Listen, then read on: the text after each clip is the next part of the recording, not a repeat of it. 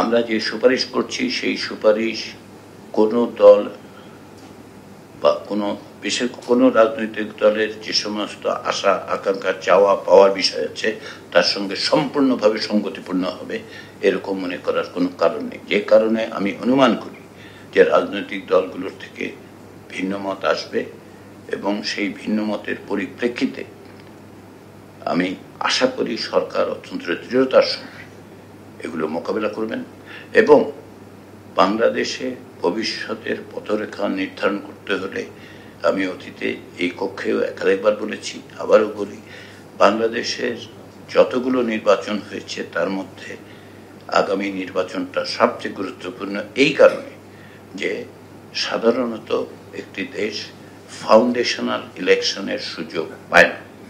আমরা ফাউন্ডেশনাল ইলেকশনের সুযোগ পাচ্ছি। এটা একটা সুযোগ ছিল 1973 সালে, সেটা আমরা ব্যবহার করতে পারিনি। আমরা তিনবার গণতন্ত্র উত্তরণের সুযোগ পেয়েছি, আমরা সেটা ব্যবহার করতে পারিনি। এই চতুর্থবারের মতো আমরা গণতান্ত্রিক প্রক্রিয়া থেকে অগ্রসর হচ্ছি। কিন্তু এই নির্বাচন নির্ধারণ করবে কি কারণে?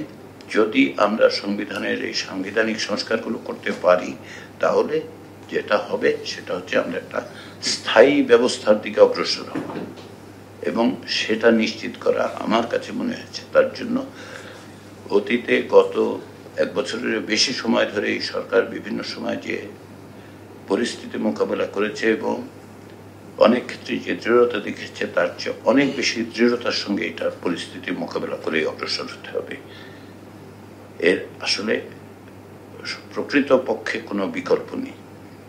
সর্বশেষ আমি কমিশনের সমস্ত সদস্যকে আন্তরিকভাবে ধন্যবাদ জানাই।